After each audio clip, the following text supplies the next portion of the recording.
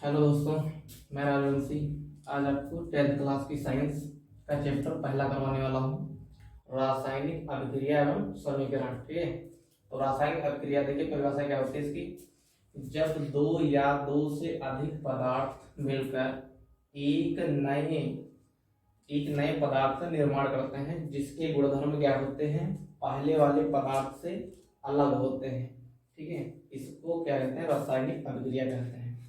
ठीक है, जैसे उदाहरण से समझते हैं, हाइड्रोजन और ऑक्सीजन मिलकर क्या बनाते हैं, जल का निर्माण करता है। ठीक है, H+O2 बराबर क्या बनाता है, H2 जल। ठीक है, और किसी भी रासायनिक अभिक्रिया को भौतिक विधियों द्वारा उलट नहीं किया जा सकता।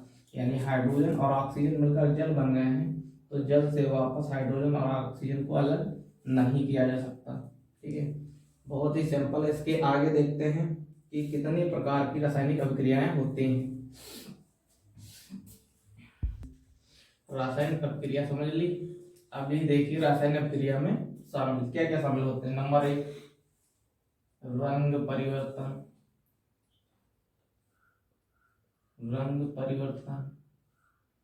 नंबर 2, तापमान परिवर्तन। रंग परिवर्तन, तापमान परिवर्तन। ठीक है, 3, अवस्था परिवर्तन।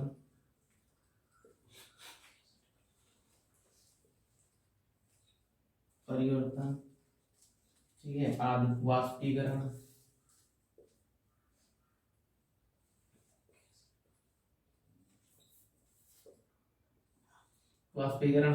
ये सब रासायनिक क्रिया के परिवर्तन के गुण होते हैं। ठीक है, गैस का उत्परिवर्तन, गैस निकलना लिख सकते हैं, गैस निकलना।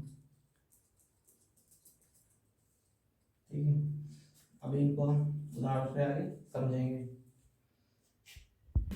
दैनिक जीवन में, ठीक है, दैनिक जीवन में रासायनिक अभिक्रियाएं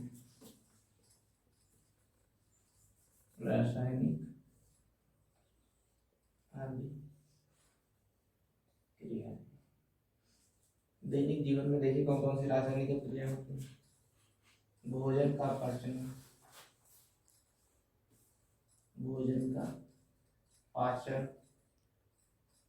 लोहे पर जंग लगना।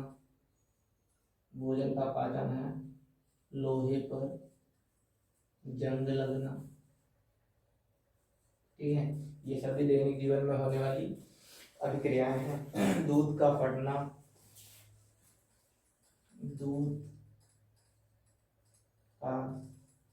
फटना, या दही बनना लिख सकते हैं। ठीक है, दही बनना आदि दैनिक जीवन में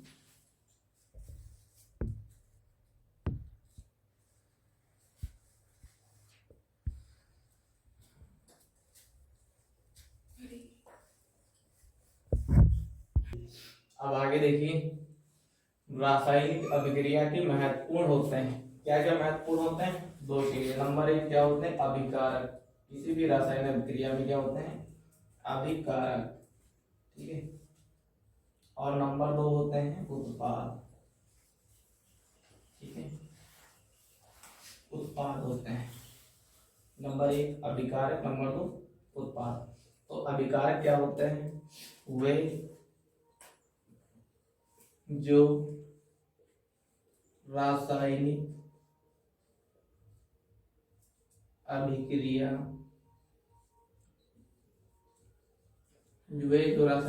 में भाग लेते हैं।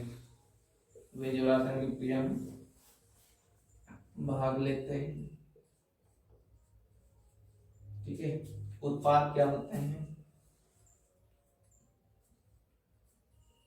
वे पदार्थ या वे जो रासायनिक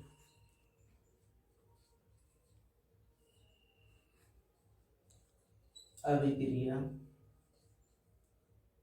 के फलस्वरूप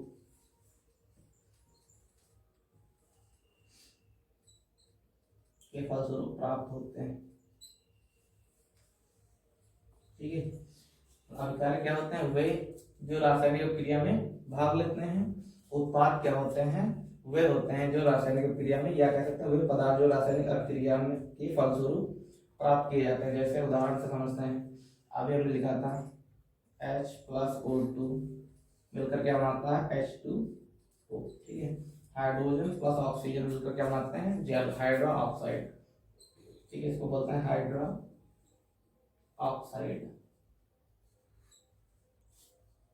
हाइड्रोक्साइड बोलते हैं। ठीक है, ये रासायनिक अभिक्रिया है, इसमें ये भाग लेने वाले हैं, ये क्या है? अभिकारक है, दोनों ही अभिकारक है। इसके फलस्वरूप जो निर्माण हुआ है, ये क्या है? आपका उत्पाद है। ठीक है, आगे समझते हैं।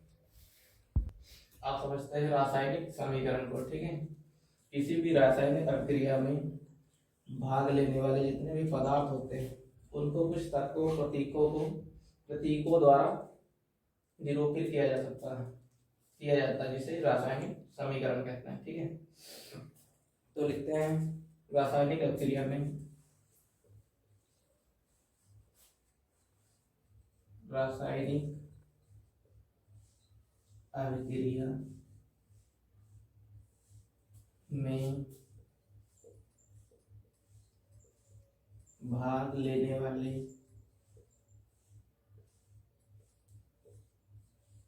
पदार्थों, तत्वों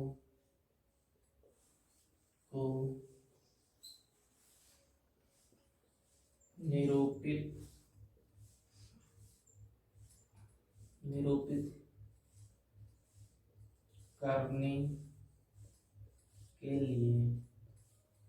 करने के लिए कुछ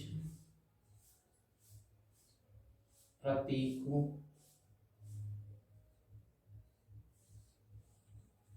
का प्रयोग किया जाता है,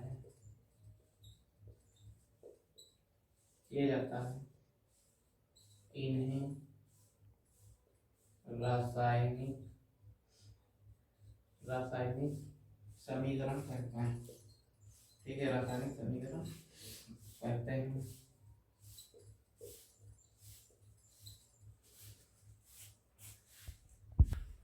ठीक है, रासायनिक समीकरण कहते हैं। जैसे कोई भी समीकरण एक लिखते हैं, मैग्नीशियम प्लस ऑक्सीजन क्या बनाता है?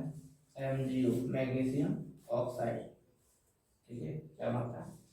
ये अभिकारक है, ये उत्पाद है। ठीक है, अब इनको हमने इस सूत्र के द्वारा निरूपित किया। ठीक है, इस सूत्र को क्या बोलते हैं? रासायनिक समीकरण बोलते हैं। अभी आगे हम सिखा रहे हैं आपको इनको संतुलित कैसे करते हैं। ठीक है, रासायनिक समीकरण को कैसे संतुलित किया जाता है। ठीक, और हम एग्जाम्पल में कोई भी ले लेते हैं। जैसे हमने ले लिया Fe, फेरस ले लेते हैं, प्लस जल ले लेते हैं। ठीक है, जल गिव्स क्या होने वाली है? Fe, ferrous oxide, Fe2 gives. ठीक है,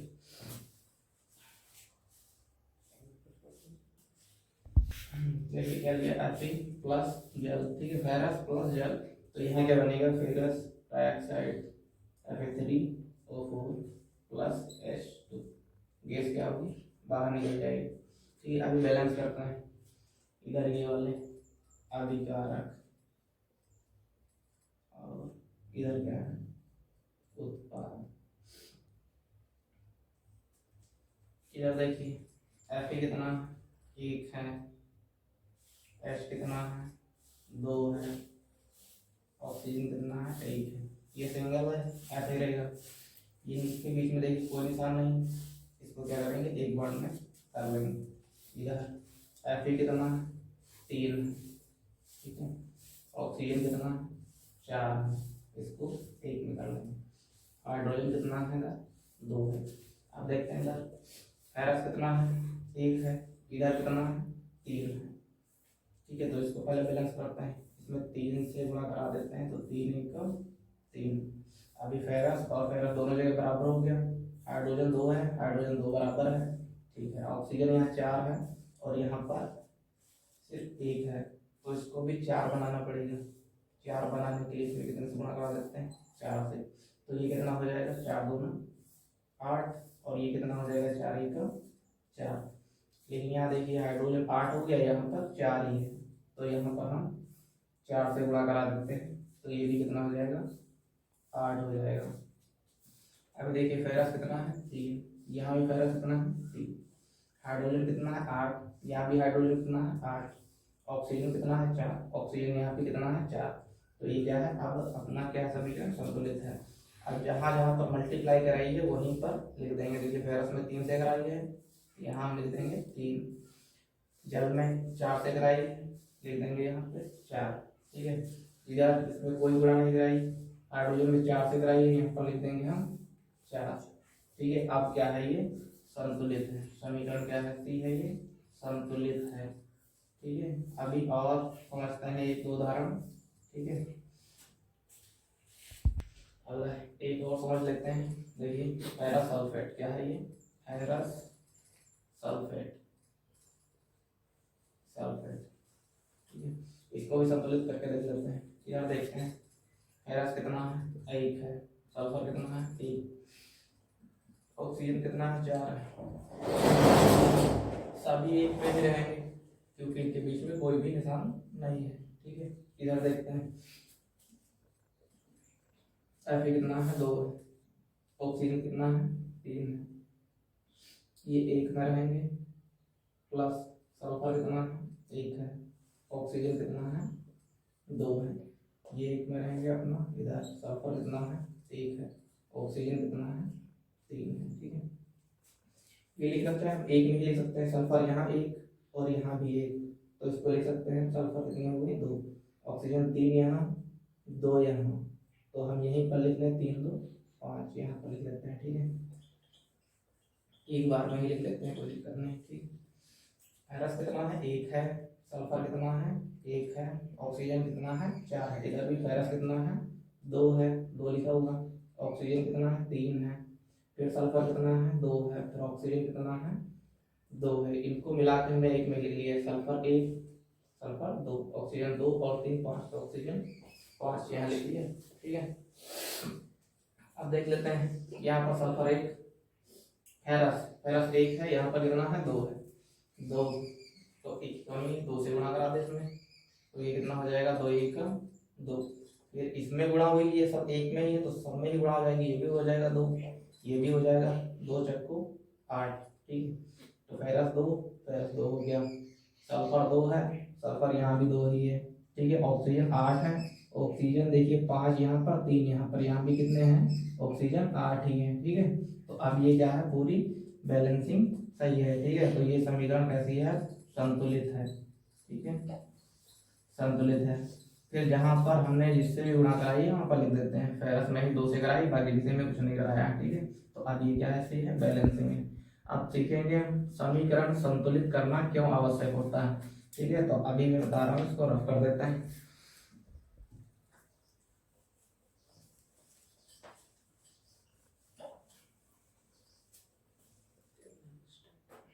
अभी तेरे उत्प्रेरक भी बताऊंगा जो पूछा जाता है, ठीक है। रासायनिक क्रिया, रासायनिक समीकरण को संतुलित करना क्यों आवश्यक है, ठीक है। तो द्रव्यमान संरक्षण के नियम के अनुसार इसे संतुलित करना आवश्यक होता है, ठीक है।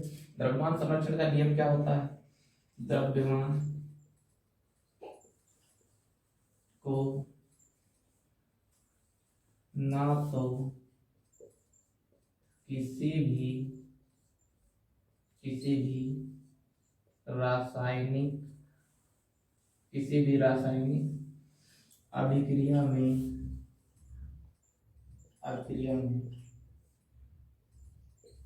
उत्पन्न क्रिया से, ठीक है, किसी भी रासायनिक द्रव्यमान को ना तो किसी भी रासायनिक अभिक्रिया से उत्पन्न किया जा सकता है,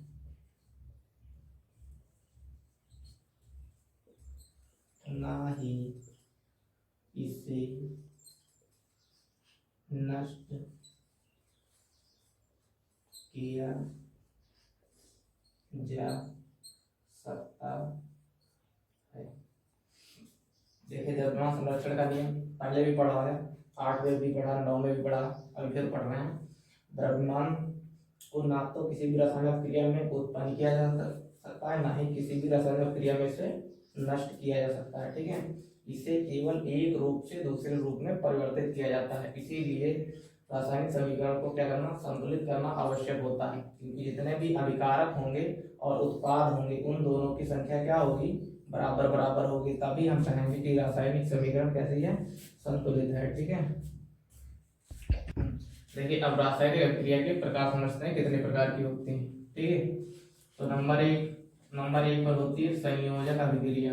ठीक है, संयोजन अभिक्रिया, संयोजन अभिक्रिया। ठीक है, संयोजन का मतलब ये होता है, क्या होता है, जोड़ना। ठीक है, मिलना। तो जब दो लिखते हैं परिभाषा इसकी, जब दो पदार्थ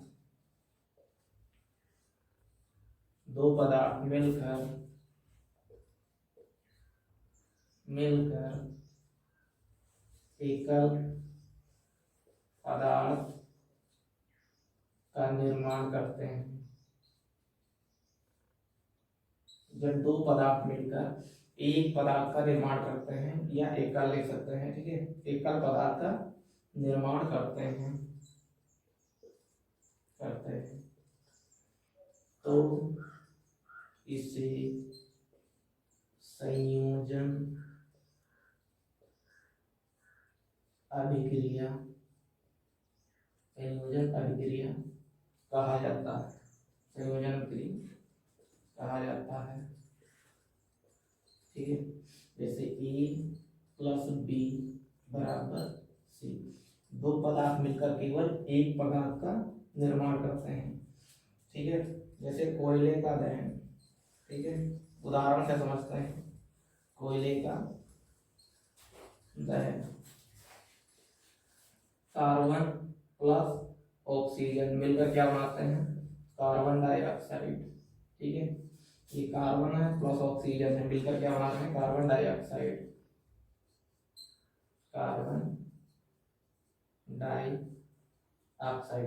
ठीक है, कार्बन डाइऑक्साइड का निर्माण करते हैं। ठीक है, यह संयोजन अभिक्रिया जब दो या दो से अधिक पदार्थ मिलकर एक पदार्थ का निर्माण करते हैं तो इसे संयोजन अभिक्रिया कहा जा सकता है। ठीक है, जैसे A प्लस बी, उदाहरण से हमने बताया A प्लस बी बराबर C, दो मिलकर एक पदार्थ बना रहे हैं। ठीक है, कोयले का दहन, कार्बन प्लस ऑक्सीजन मिलकर क्या बनाते हैं, कार्बन डाइऑक्साइड। ठीक है, दूसरी समझते हैं आगे देखिए दूसरे नंबर की कौन सी है, वियोजन अभिक्रिया। वियोजन का मतलब होता है विछड़ना। ठीक है, एक ही पदार्थ का टूट कर दो या दो से अधिक पदार्थों का निर्माण करना क्या कहलाता है, वियोजन अभिक्रिया कहलाता है। ठीक है, इस अभिक्रिया में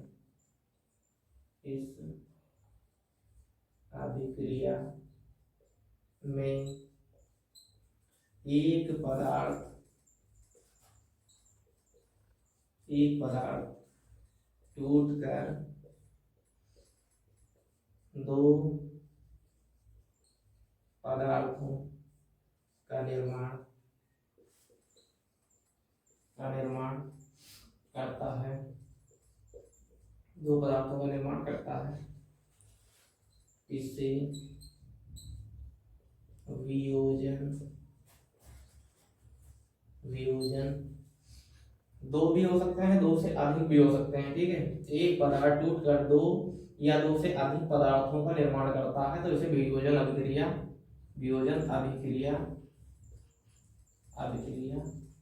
कहा जाता है। ठीक है, कहा जाता है।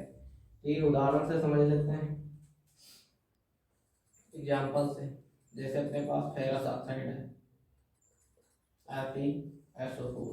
ठीक है, ये फेरस सल्फेट है, ये अकेला ही पदार्थ है। ठीक है, इसमें क्या है, A टूट कर क्या बनाएगा, A बराबर B प्लस C, एक पदार्थ है टूट कर क्या बना रहा है, दो पदार्थों का निर्माण। ठीक है, ऐसे ही फेरस सल्फेट है, ये दो पदार्थ का निर्माण या दो से अधिक पदार्थों का निर्माण भी कर सकता है। ठीक है, Fe3O4 plus SO2 plus SO3। ठीक है, इस तरीके से ये देखिए अलग अलग पदार्थों का निर्माण कर रहा है। यहाँ पे देखिए उदाहरण में थोड़ी सी गलत हो गया था यहाँ पर। ठीक है, यहाँ पर Fe2 होगा। ठीक है, Fe2 होगा, O3 होगा। अब मैंने यहाँ पर Fe3O4 लिख दिया था। ठीक है, Fe2O3 होगा। ठीक है, सल्फर। अभी देखिए बाकी सही है समीकरण। अब वियोजन क्रिया देखिए कितने प्रकार की होती है, ये 3 प्रकार की होती है, उसमें वियोजन, वैद्युत वियोजन क्रिया। ठीक है, अब इनको अगले पार्ट में समझेंगे। ये है पार्ट 1 अपना। ठीक है, PRT पार्ट 1। ठीक है, नेक्स्ट पार्ट में इसको समझेंगे।